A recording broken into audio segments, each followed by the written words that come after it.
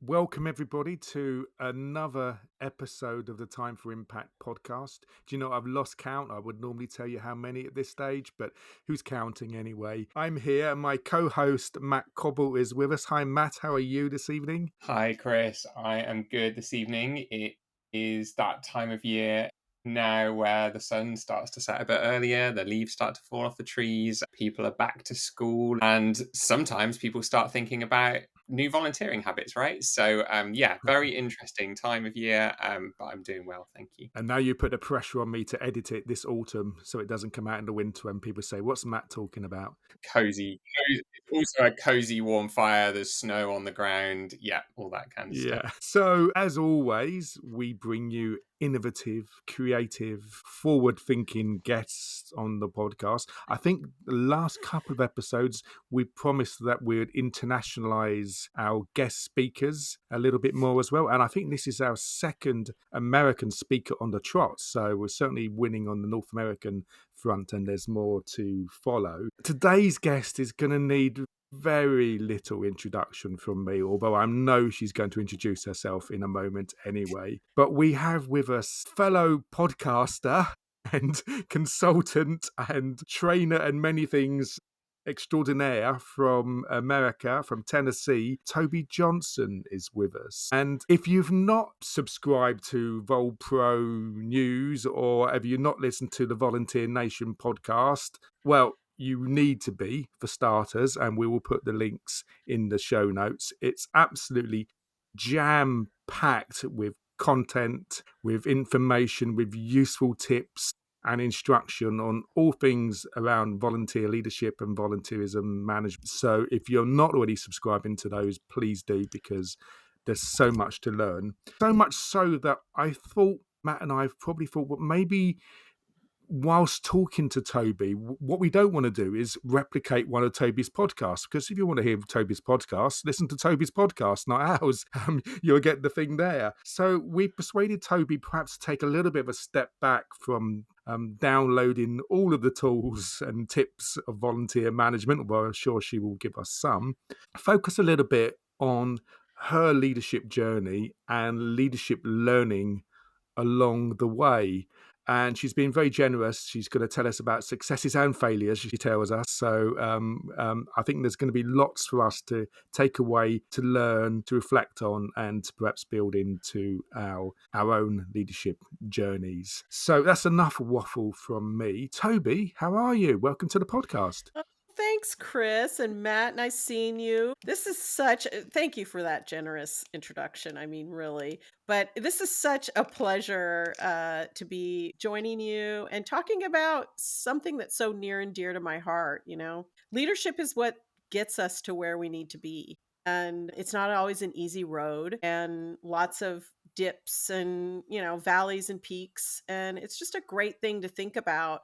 I think sometimes we see leaders that are really successful and we think, oh yeah, they just were born that way. And not at all. Not at all. It's a thing we go through. So I'm really excited to have this conversation and just, riff, have some fun. Yeah, let's do that. And why don't we start by you telling us a little bit about the history of Tobi Johnson? You wasn't born a volunteering guru, I don't think. So how did Tobi Johnson become a volunteering guru? Where does your leadership story start? Well, I will say I'll go way back to my family roots. I was raised, basically my two grandmothers, both highly matriarchal sides of the family. On my dad's side, my grandmother, I remember growing up, she was a nurse. And when she retired from nursing, she continued to volunteer in the local military hospital. And every week she was there and she would talk about everything she was learning and her friends and,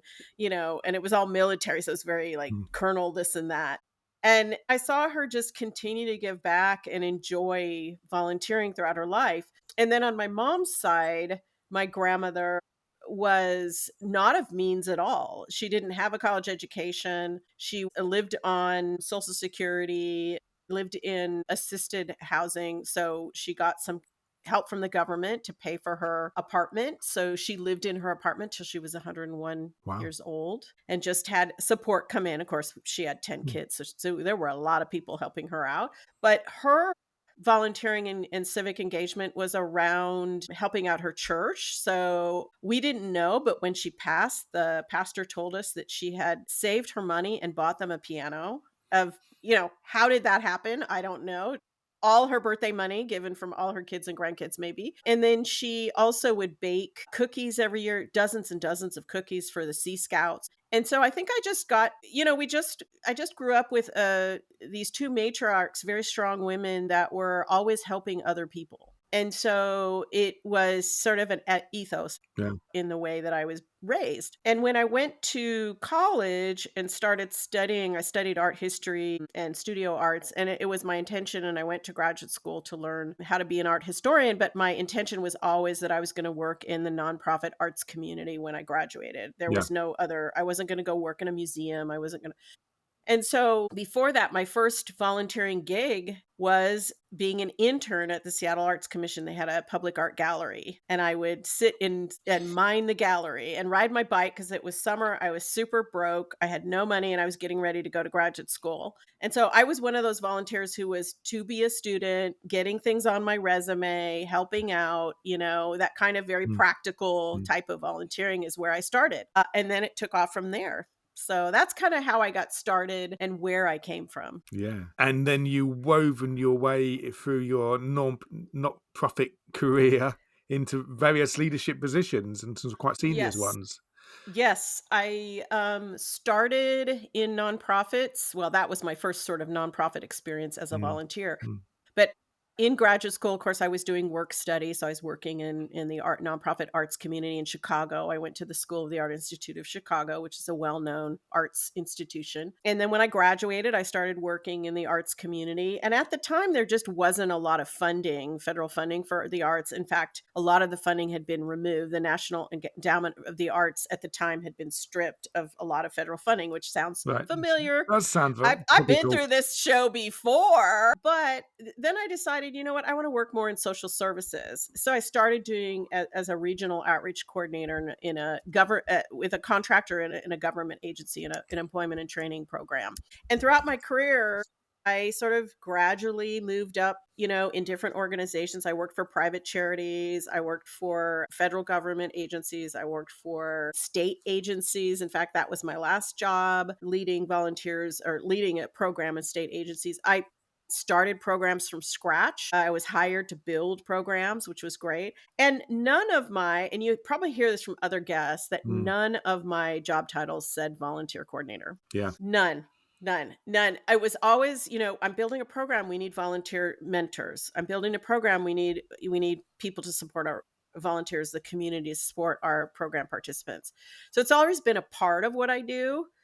As you probably hear from other people. But when I decided to move into consulting and training and all of that, I had met my husband online. He lives here in East Tennessee, and I was living in the Pacific Northwest, and I was ready to leave my job. I was running a very large statewide program, $3.5 million budget, 15 staff, hundreds of volunteers across the state. And I was just ready to try something else. And so when I moved here and I, made the leap and moved here to Tennessee, I asked him, I had gotten a job offer, and I said, I think it's time to hang up my shingle. I've been working in the field for 25 years. Where should I focus? And he said, I think that's a great idea. And I said, all right, let's see what I can do. And I really thought carefully about what area of nonprofit management I might support best. And at the time, I do a lot of things: strategic planning, budgeting, program development. I've done it all, but marketing, communication, whatever. But what it really came down to was, what does this sector need? Volunteer engagement, strategy, support. It was what we needed, and we still do. Was that because, from your perspective, that volunteer management strategy was less well developed, or yeah, you're nodding. And people were struggling. People were really struggling. It's funny, to engage a consultant to come in and do a very extensive strategic planning, facilitated multiple month. Nonprofits don't even bat an eye about spending money on that. They don't. And I do that for some of Mm. my volunteer organizations Mm. around their volunteer strategy. But nonprofits never bat. The board doesn't say, "Oh no, we shouldn't spend any money on our strategic plan." But when it comes to volunteer engagement, it's sort of, I am the redheaded stepchild, so I can say that. My family. So, but it becomes the redheaded stepchild. And I just think volunteers deserve more. Having Yeah. been a volunteer, having family members who were amazing volunteers in their lifetime. I'm a volunteer at the same organization for 10 years. Yeah, volunteers deserve more. Do you think there's a link back to that? I was struck by what you were talking about, between the link between what you were saying when none of your roles had like volunteering in the title. Yeah. They were all about program delivery, and Yeah. this mindset of the sometimes like the volunteers are something extra. And it's like, actually, like pretty much every organization I've been involved in, and pretty much every organization that I've ever been connected to that involves volunteers, the volunteers are the delivery of the strategy. Generally, Yes. they're not an extra. If you want to deliver your strategy, it's going to involve people. Usually, in most organizations, it's going to involve people in communities. Usually, those people are volunteers, and that doesn't happen by magic. It strikes me as like an interesting kind of mindset shift. If you're not thinking about this as volunteering, but you're thinking about this as delivery of a program or delivery of a strategy, all of a sudden that unlocks things from a strategic and maybe a leadership perspective. I don't know. I'd be interested in your thoughts on that. Matt, precisely. I never, in my mind, it wasn't a separate thing, right? So when I developed, for example, I developed a employment and training program for unhoused youth in San Francisco. So we were developing job readiness, day labor, we had an education element, we had all kinds of things going on. So I'm thinking, okay, I'm developing this from scratch. I've been lucky enough to be working with a funder who's giving us seed money. So I get to work side by side and really work this. And I started to think, well, what do these kids really need? Okay, well, they need some mentors in the community that already has a career and can advise them in ways that we can't as nonprofit employees who are delivering services to them in a different way and providing support in a different way. So I just started thinking, how is the community going to be involved? Or, hey, I want these kids to be able to go out and talk to employers about what they expect from employees in careers that they're interested in. So, for example, I had this really goth student who wanted to be a mortician. San Francisco has a college of mortuary science. So I was like, hey, you know what?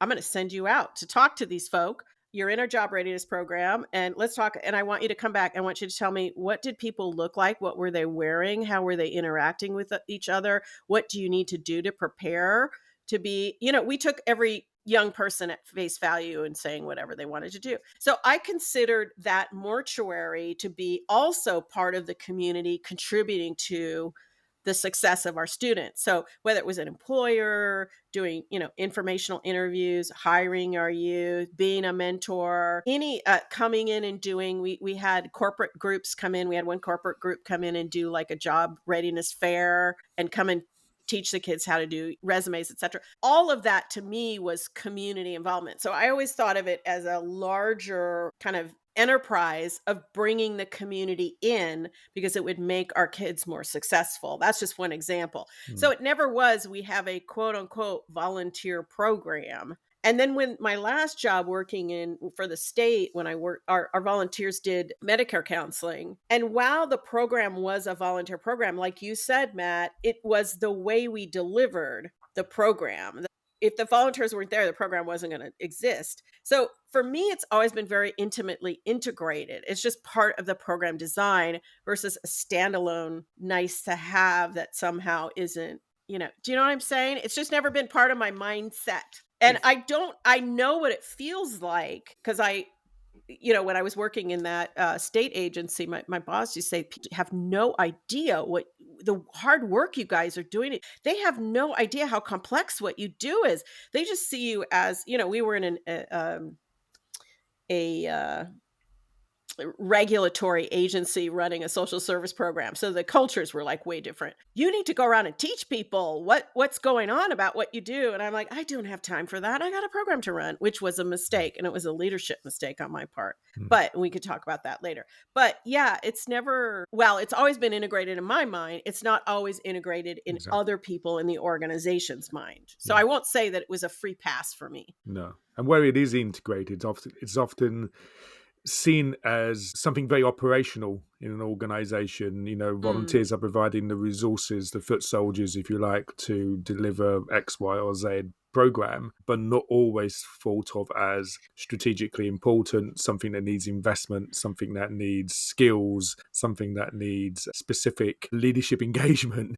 I mean, I don't want us to sit here bemoaning the plight of volunteer management, but I think it's important to set the scene. Is that what you were seeing at the time in your experience as well? On that, Chris, though, just as an interesting reflection, it's like, I wonder if like sort of flipping that around a little bit is like whether it is a function of volunteer leadership to create a mindset around this, which is about understanding and demonstrating the impact of volunteers, right? It's like we don't involve volunteers for just involving for the sake of volunteers. We involve volunteers because of our charity's mission, or because of our organization's mission, or because we're meeting a need in a community, or because of all of that kind of stuff.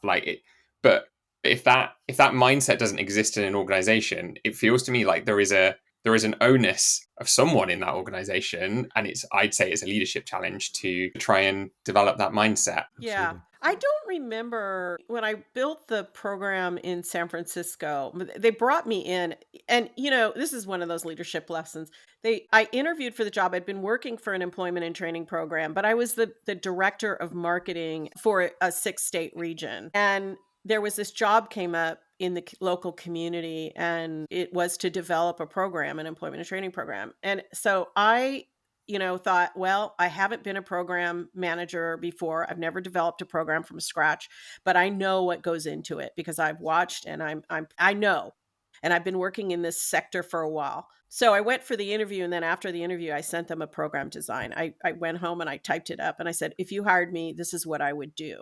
I would have a mentoring program. And so, for me, it was, again, volunteering was part of the program design, and I presented it to the organization as this is what I would do. I didn't say I'd like to include volunteers as a program within a program. It wasn't like that at all. It was, and I ended up partnering with the San Francisco Bar Association and worked with a bunch of attorneys who absolutely loved working with the young people. And that's a perspective that I cannot give these kids. I mean, to think in nonprofits that somehow we are the keeper of all knowledge, especially in a direct service environment, or even in a customer service environment, if we're working in arts and culture.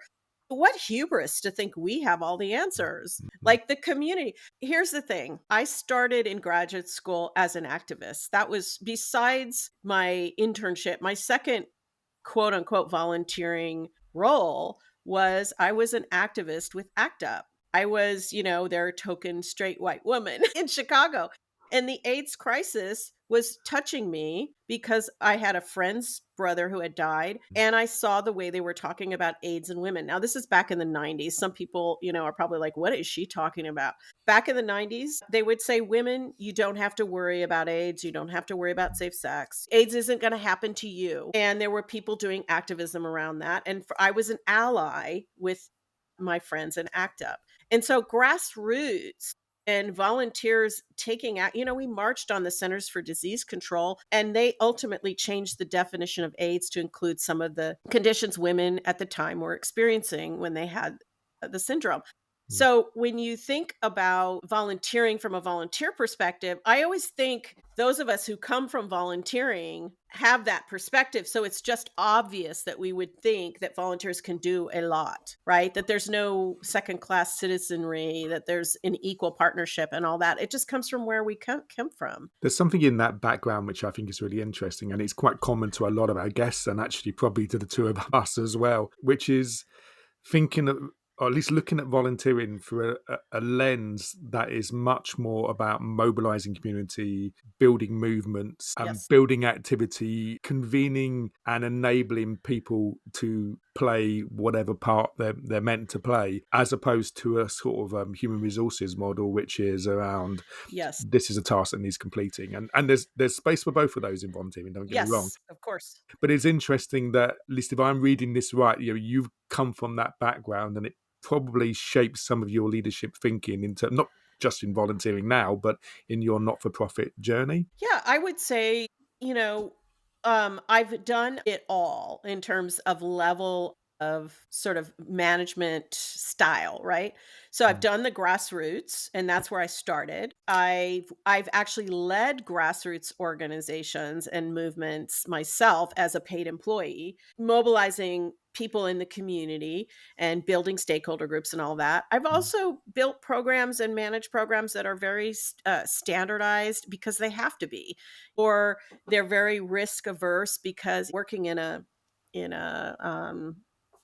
regulatory agency, it was in the insurance industry. It's very risk averse. It's all about risk. So volunteers, the culture of the organization is different. So different organizational cultures, but the potential and power of volunteers comes from what I saw volunteers do. And if you think of ACT UP, it was a global movement. If you think of movements nowadays like Black Lives Matter, there is so much going on behind the scenes. The fact that the world knows that this movement exists, it's due to the work on the ground level of volunteers, right? So any big thing that's ever changed in the world, let's say civil rights movement here in the US or the women's movement globally, guess what? It happened from volunteers. Yeah. So to say that there's some type of limit on the potential of what a community member, if they're really passionate about something and work together, there is no limit.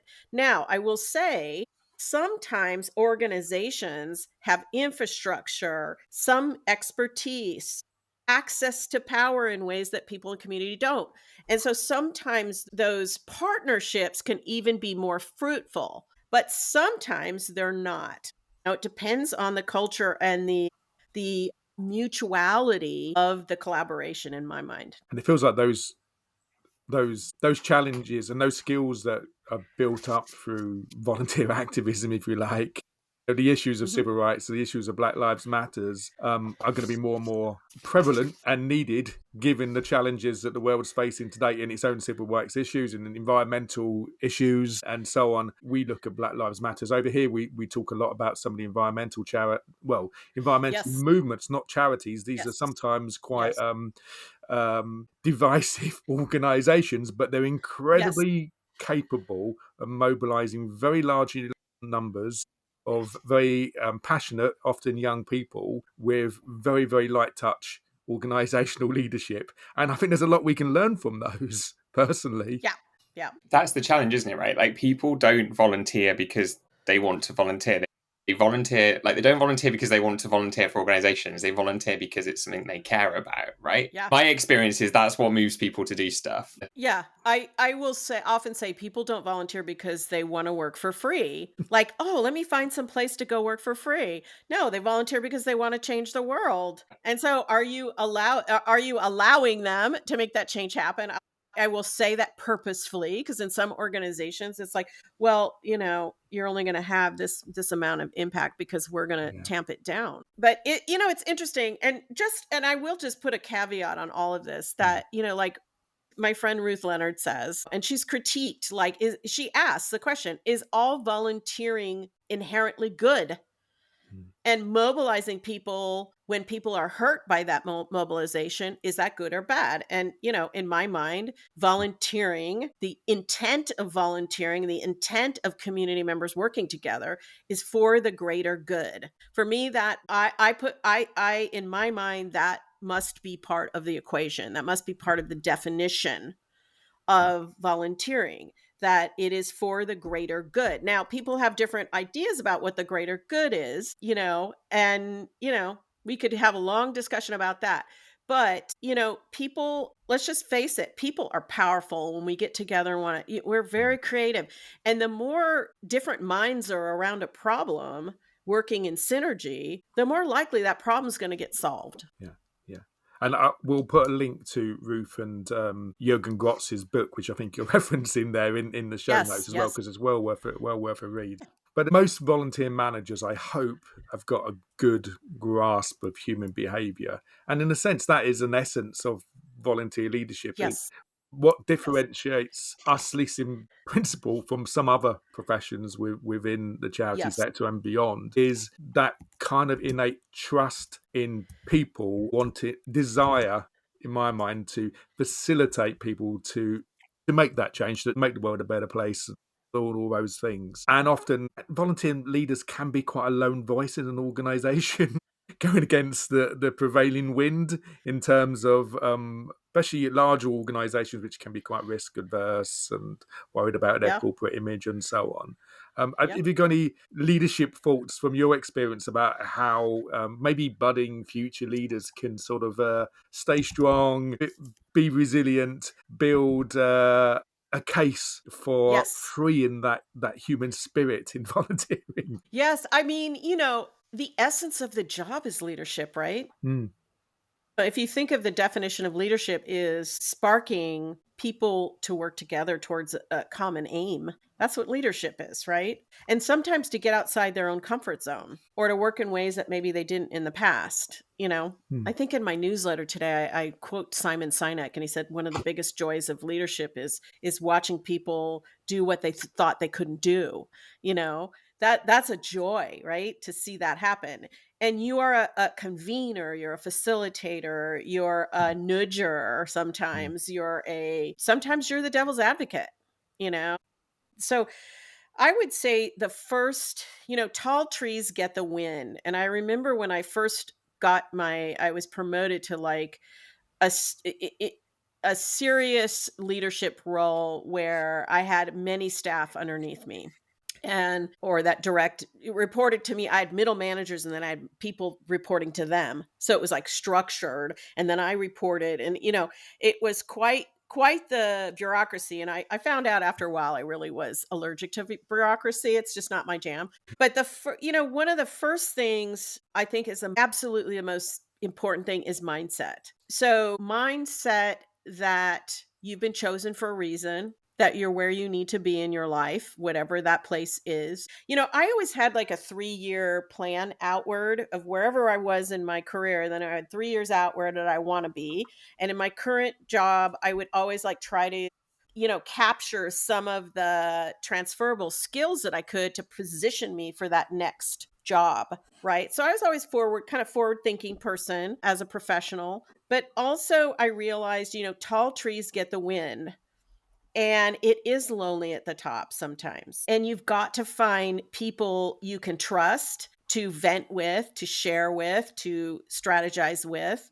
You can't let venting overpower what you usually do in those conversations. Those conversations aren't had with your volunteers or your coworker. Sometimes they're had with your boss, but most of the time they're had with trusted colleagues and people outside your organization. So, mindset, the other thing around mindset is I hear a lot of folks talk about imposter syndrome lately. I've seen it in some comments, particularly lately. We're doing a volunteer management fundamentals fall cohort, and it's sort of online course plus live coaching calls plus community. And in the forum, I've heard folks, what's your biggest win? And let's talk about, let's think about wins versus losses, because we hardly ever celebrate our wins. And I heard someone talk about imposter syndrome, which, I doubt my ability to get this thing done. And I think people think that if they have imposter syndrome, it means they're failing as a leader. And I'm like, well, actually, no, you're probably scaring yourself a little bit by taking on a bigger chunk of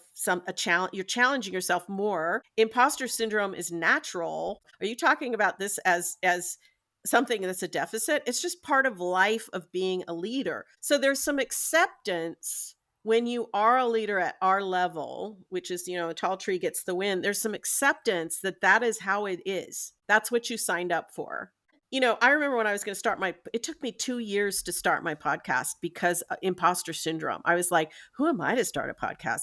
What?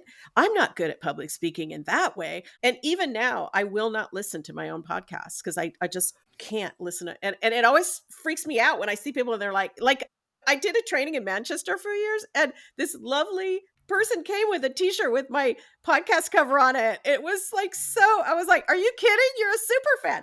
If I would have never talked myself through the imposter syndrome, I would have never had that moment in my life, and people would not be enjoying the podcast that much. So when imposter syndrome comes up, it's not that it's a deficit for you as a leader. It's where your mindset has to come in and say, why is this coming up for me? It's because I'm afraid. Okay, what are you afraid of? All right, let's work this out. For me, it was like, I don't know what I'll be doing. So what did I do? I signed up for a podcast production course with a very respected podcast instructor. So when we come up with imposter syndrome, first of all, it's normal, acknowledging that. Second of all, understanding, like, pinpointing why it's there in the first place. And a third thing, doing something about it, right? Not just accepting, well, it's imposter syndrome, therefore I can't. Toby, I'm interested a little bit in building a bit of a bridge between what we were talking about sort of movement building and leadership and the sort of resilience aspect. Yes. And I wondered if, like, one of the functions or one of the things that may serve to benefit in this space being, if we're truly part of a movement, there's a sort of collective ownership and responsibility of some of that stuff, and whether we could do more to, like, lean into that, right? So yes, less, I don't know, less monolith rising up high and being caught in the wind, more movement where we're all in this together and sharing this responsibility. Is that something we need to lean into more when we're really talking about communities and like, the problem isn't all on us to solve all the time, right? Yes. That's important too. Yeah. I mean, there's a few things there I want to unpack. One is the savior complex. We're not the only ones that can solve. There's no single person who has all the answers. Second is, I would say yes and.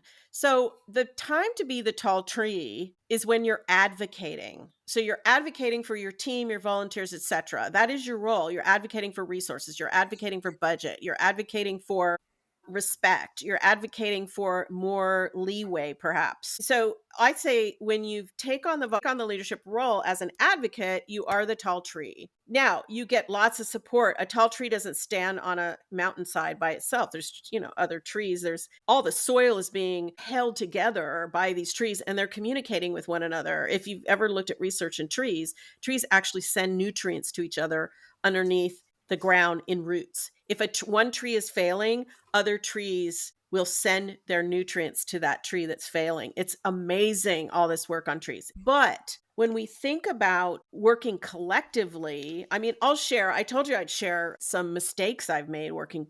And here's one about working collectively and being the tall tree that bit me in the butt in the end. Excuse my French. I was hired to build a program from scratch. That means I didn't have a building. I didn't have a program. I didn't have staff. I didn't have policies and procedures. I didn't have volunteers. We didn't have anything. My intention when I built this program was to hire an incredibly diverse set of staff. And so I did that very intentionally. I mean, the diversity of my team, I had about 10 employees, was so diverse, age-wise, disability-wise, race, ethnicity-wise, different first languages. I mean, you name it. It was amazing. I was so proud of myself for doing this. And we were given budget for this project to support and prepare that team of people. So we didn't have to find people that had always had or already had all of the skill set. So that made it a little bit easier to diversify even more, right? I could hire people who were like first generation immigrants, and then I had folks who hadn't quite worked in social services that needed more.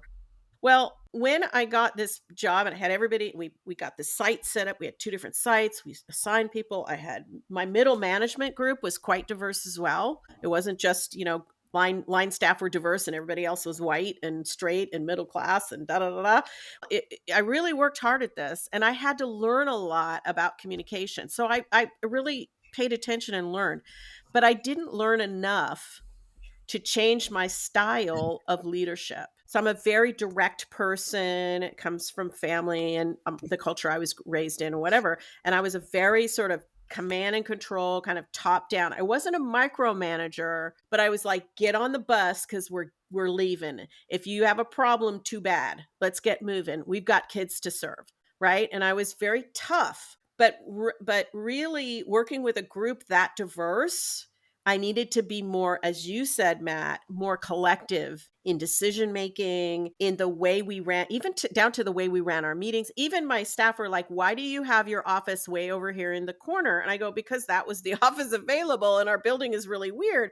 Well, you should be out here with us. And if you were out here with us, and that's symbolic. At the time, I'm like, well, I have a lot of calls that are very, they're very sensitive and private about budget, about staff, about whatever. I can't have that in a cubicle, but we had a meeting room and I could have gone to the meeting room. So that symbolic gesture I could have taken, but I chose not to. And so leadership is a series of choices. And at that time, I made the mistake of choosing to stick to my guns and stay on that command and control because there was a lot of pressure. I was a new leader. And we needed these kids to get services and we needed to make sure the program was successful off the ground. And so in the end, I left and the staff stayed. I decided, you know what, I can't do this. I'm not set up for this. I can't help this team be successful, and ended up leaving for another job. And 2020 hindsight, maybe I wasn't prepared at the time. But if I were to lead that team now, I would be so prepared and we would have kicked butt and it would have been fantastic. And I would have been able to bring out the best in everybody and create a context for them to bring out the best in themselves. But at the time, I did not understand the grassroots to grass tops, even though I had been an activist, the grassroots to grass tops inside of an institution like a large nonprofit. It was my inability to flex my style. But also, you got to think about the perception of the team. What they're seeing from a command and control and what they're perceiving is you don't trust us. You're making all the decisions without really conferring with us. And you don't trust us. And why don't you trust us?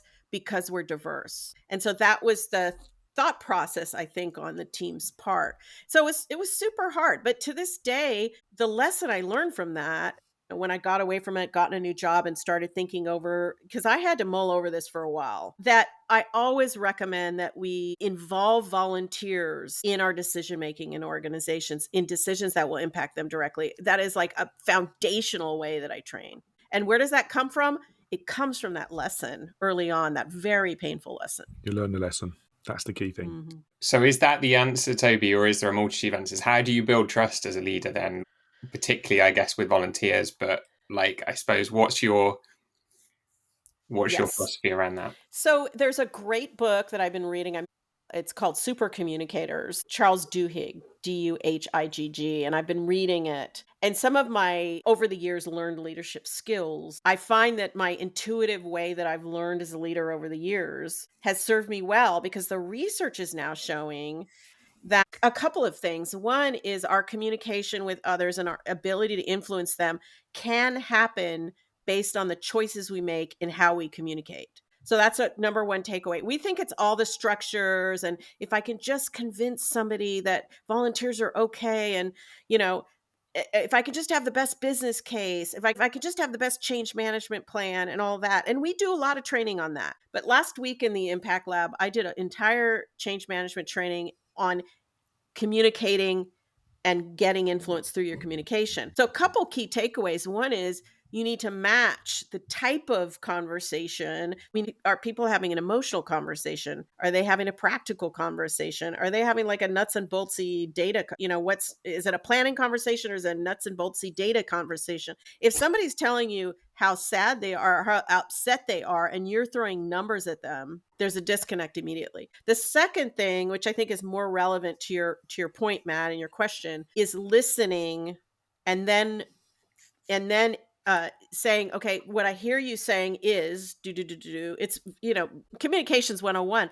But as the more you listen and the more you show that you've heard, even if you disagree, the more you're going to build trust and influence. At the risk of following up your book recommendation with a really, really old one. As you were Great. speaking, it was kind of reminding me of Charles Handy's book. I don't know if you've ever read that. His contribution to the volunteering management canon, which is I suppose a copy of one he wrote for staff, but applied to the voluntary sector. And he applied a theory or at least a hypothesis that certainly is applied to staff, but I think really chimes even better with volunteering. That sort of concept of the psychological contract between a volunteer Yes. and an Yes. organization. And I always think, for me, it was a really important lesson in volunteer management, although it's probably my style in any case, that to recognize that a volunteer, when they give their time to an organization, even more so than a member of staff giving their time, they're giving their life and their soul to that organization. The reasons that the contract, if you like, that binds them to that organization isn't the stuff that's written in your role description or in your volunteer policy. It's much more personal than that, and it's much more deeply heartfelt by those individuals. Yeah. And I think as volunteer managers, or at least charity organizations, very often we forget that at our peril. And we go ahead and make the most innocent and well-minded changes based on, beneficiary needs, etc., etc. But we forget that the changes that are involved in those are going to really upset that psychological contract, and they're really going to be felt deeply and heartfully by those individuals. And if we don't big learnings about volunteer leadership, you can't do things to people. You've got to do it with them if you can. Yeah, and I think the biggest excuse people use is I don't have enough time, because collaboration takes time. Let's not lie. It takes time. It takes adept facilitation, those kinds of things. Having in my career facilitated coalitions and working groups and committees and all that. And it takes some pretty adept skills, but you're either going to invest the time up front or you're going to invest the time later when people resist you. Yeah. There's remedial work. So either you use the brain trust of your volunteers up front, or you put out your sort of best guesstimate of what's going to work, and then they shoot you down, and then you start over again. So, or they quit on you. There's a lot that can happen, and like you said, people are contributing their, I like to say, their most valuable asset, their time. There's the time they have left on this planet. It's more valuable than money. I love it when I'm doing comms audits on clients' websites, and I go to the website and it's very, like, here's the 59 million things you got to do to become a volunteer, 6 weeks in the Amazon rainforest, a retinal scan, promise of your firstborn, all this. And, and there's nothing about the emotion of volunteering. There's no pictures, there's no videos, there's no quotes, there's no, not even a clear understanding, a clear communication of the mission and the impact that's being made. Like, hello, you're miscommunicating. And then we say, oh, it's because people don't want to volunteer anymore. I'm like, au contraire, that's not why at all. It's because your communication, or it's because we don't get buy-in. I heard this one. I saw this conversation on LinkedIn last week. It's not about recruitment. It's about buy-in in our organization. I go, actually, no, some of it is about recruitment strategy. And I got to tell you, our websites are not communicating the same love language as volunteers that are coming there and wanting to hear. And the language, even the titles we give volunteer leaders, volunteer manager, volunteer coordinator, volunteer officer, that's not the love language of volunteering. How about community champion? Yeah, that's much better. So, volunteer experience, I'd like to hear a bit more about. There's lots of different language that we could use, but I'm off on one there. But yeah, I suppose also when you read a job description of a volunteer leader, it usually talks about the roles and responsibilities in terms of managing and coordinating and of volunteers. It rarely talks about the human behavior elements of motivating and inspiring and collaborating with volunteers. And it almost never speaks about leading colleagues and leading leaders in the organization. It's almost entirely focused on the volunteer. And my experience of volunteer leaders is that they're often quite isolated in the organization. They're one or two people, and their role is very much a figurehead leading their colleagues in other departments to understand the value that volunteering brings, leading often the people above them to understand the strategic impact and the societal impact that volunteers bring, as well as, of course, doing all the human behavior stuff with volunteers and their own staff team. For me, that's a big leadership role. It's very different modes. Lots of different modes of leadership there, isn't there? And it's interesting. Sometimes in organizations I've been involved in as well, like even within a volunteer base, like there can be different modes of leadership between different volunteering functions as well that can have its own interesting sort of web of connections as well. Yeah. I mean, when I started in nonprofits, I was young and I was a regional outreach coordinator in a 6-state region. I was hired to build connections with communities and get young people involved in the organization, in the program. And I remember starting and being so young, like right out of graduate school, and people just look at me like, who is she? She doesn't know anything. And I realized at the point, like, I can either sit around and be quiet and take other people's opinions of me seriously, or I can do my job really well and bring innovation to the table and bring good ideas to the table and become that person that is what people call the smartest person in the room.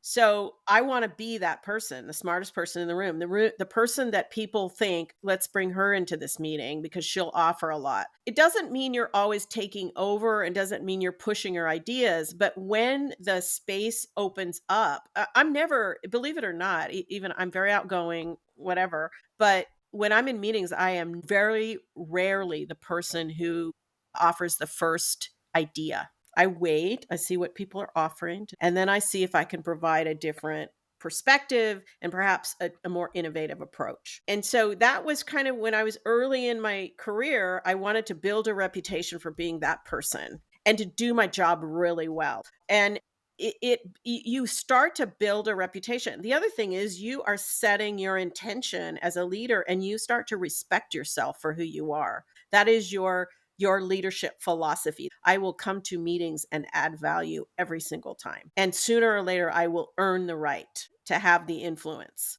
And I understood people had like their biases about my 21 or 22-year-old self. And they thought I was kind of precocious. And I was like, well, okay, but if I add value, then it's okay if I'm precocious, if I'm adding value.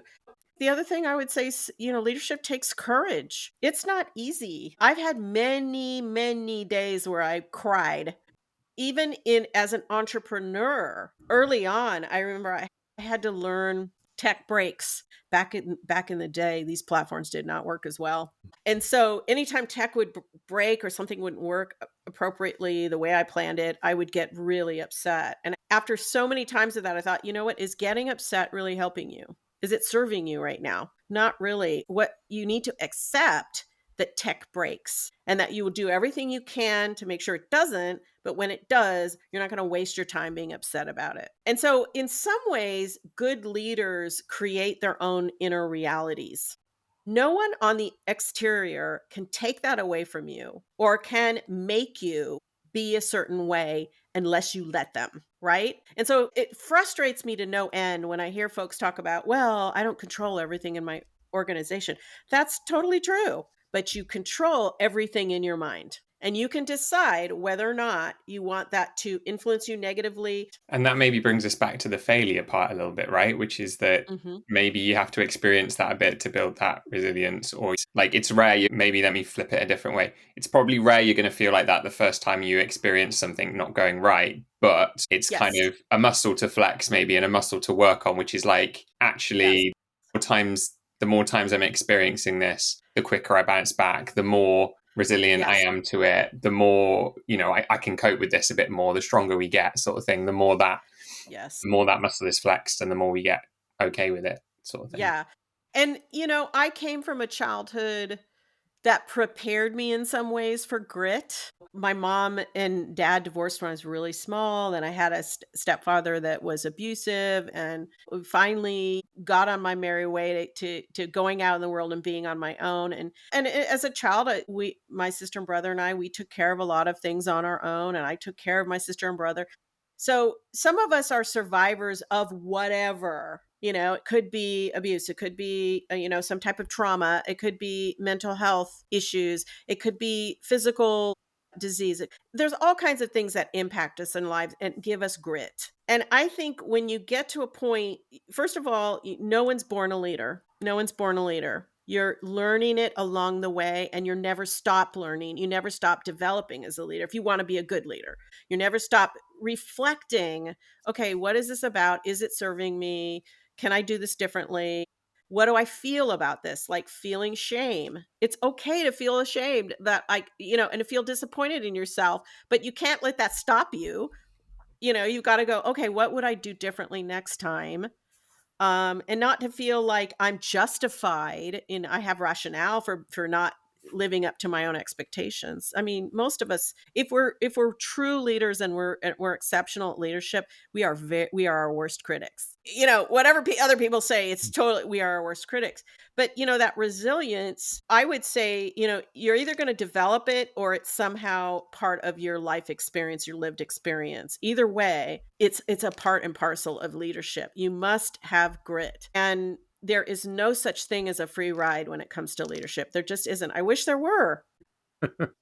But, grit is part of it. But also the other thing I've learned when you're talking resilience, maybe, is also need to be prepared in my body and soul and mind as a leader. So nutrition, exercise. I started doing mindfulness-based stress reduction and doing meditation.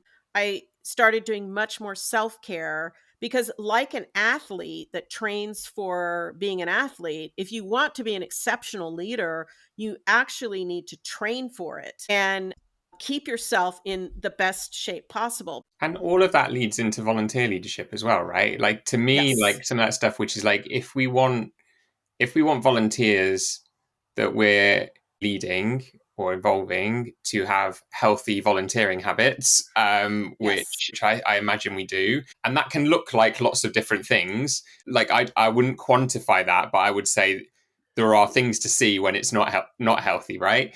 If we want volunteers to operate within certain boundaries, and there might be certain times where we need that as well, we need to model some of that as leaders too, right? If we can't even do it ourselves, then how can we expect the people we're leading to do that?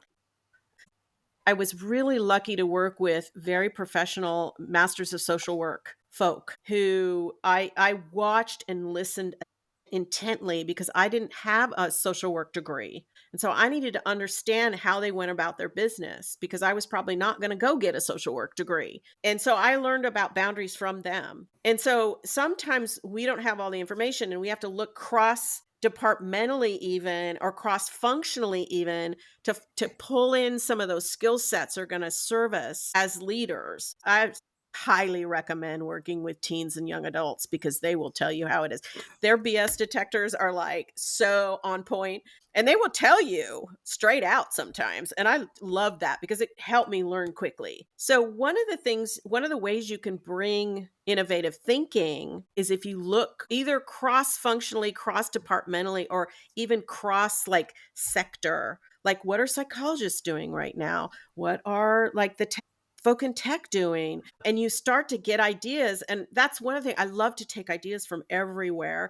And that is almost an automatic new perspective for the group you're working with. And you can build a reputation around new ideas that are borrowed from other places. We're big fans on here of tangential learning and networking in different environments. Absolutely agree with you, Toby.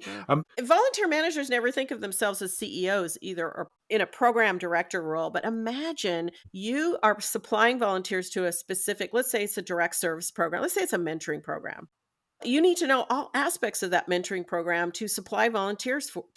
Why wouldn't you be able to become the program director of that mentoring program? And as you've been the program director for a while, you've managed the budget, you've managed the staff, you've written the grant reports, provided the data, talked to the board, all that. Why wouldn't you be able to move up to the CEO role because you've been a program director for a while? There is a clear trajectory and ladder, and your management should be supporting you in that and getting you skills that also support the organization. This is a mutual benefit type of situation. Most of our organization are people organizations led by people, run by people, for people, and the human behavior skills that volunteering leaders bring would be a massive asset to most of those organizations. Sadly, we seem to usually Nothing against them, but recruit a lot of finance people into those positions. They're also very talented too, but I'd love to see more volunteer leaders in that, and we should aspire to do exactly that. So on that note, thank you ever so much, Tobi, for sharing your journey with us. I'm sure lots of our colleagues will be taking away some direct or maybe some tangential thinking in terms of how it starts to reflect on their journey that they're going on. And maybe, who knows, maybe in 10, 20 years time, there'll be somebody who will sit on a podcast or whatever the 20-year version of the podcast is, and will be reflecting on how the conversation they heard with Tobi Johnson inspired them on that leadership journey. Who knows? Aw, Chris. Who knows? We will be retired and won't hear it, but who knows? So, yeah, thank you for joining us, Tobi. Real pleasure to have this conversation, and I'm sure people are going to get lots and lots from it. Thank you. Well, thank you so much, Chris. Thank you, Matt. It's been fun. It's been out of the ordinary and kind of fun to take a walk down memory lane and realize, you know what? I made it. I'm okay. So, Tobi, if listeners, and I know they will, want to hear more about you and your work, do you want to tell us how they can get in touch? Yeah, absolutely. You can always reach out to me on LinkedIn. It's tobijohnson.consultant or Tobi Johnson Consultant. I don't know. Just look me up on LinkedIn. Anyway, but really the best place to go is volpro.net on our VolunteerPro website, volpro.net. And at the very top of the page on the homepage, you just pop in your email and you can join our newsletter and get it every Wednesday. And that's pretty much how folks keep in touch. And then if you go to the Volunteer Nation podcast, any podcast platform, in fact, the one you're probably listening on right now to this fabulous podcast, my podcast, Volunteer Nation, is there too. So subscribe to that too. Thanks very much. There you go. Well, Matt, I feel that was such a whirlwind of rich inspiration and experience in volunteer leadership. Absolutely amazing. And what an advocate for volunteering and volunteering leadership Tobi is. The enthusiasm just fires through, doesn't it? Yeah, absolutely. And I think, it was great for Tobi to share her leadership journey, her story with us. I think there's so much to reflect on there, and I hope people listening to this find it interesting. I think perhaps a slightly different or slightly more unusual take to some of our other podcasts, because I don't think today was just about volunteering. I think it was about sort of leadership in general. I think there's things in there that we can all reflect on about how we look after ourselves, how we influence others, how we show up, the difference between different kinds of leadership in different contexts. And yeah, I just really hope people listening to this one find something really interesting and inspirational and take something away to think about with regards to their own leadership. Really interested to see some of that in the comments as well, if people, what people have taken away from this and what people are going to do. It feels like, certainly for me listening to this, there's things I'm going to go and take away and think more about in terms of what we can control and what we can't control. I think is a really interesting aspect. And there are certainly things I can be more in control of, which I would like to be. So yeah. Things to think about.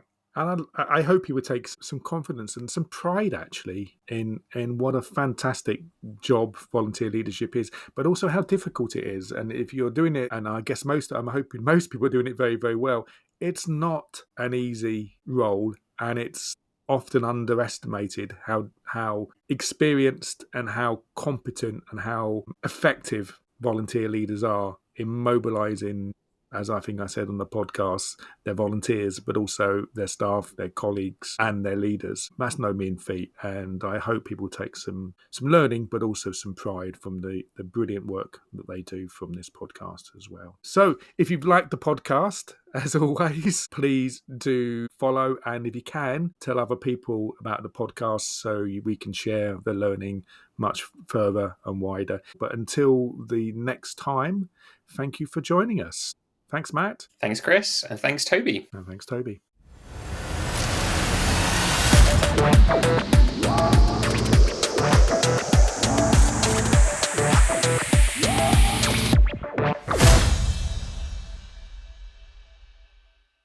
Are you truly hearing your volunteers? Getting that honest feedback from volunteers can be really tough. But Time for Impact's independent, anonymous surveys give your volunteers a confidential way to share their real thoughts. Then, We'll help you benchmark your organisation, gain actionable insights, and build an exceptional volunteering programme. To find out more, visit timeforoimpact.co.uk/strategies/volunteer-surveys and start listening to your volunteers today.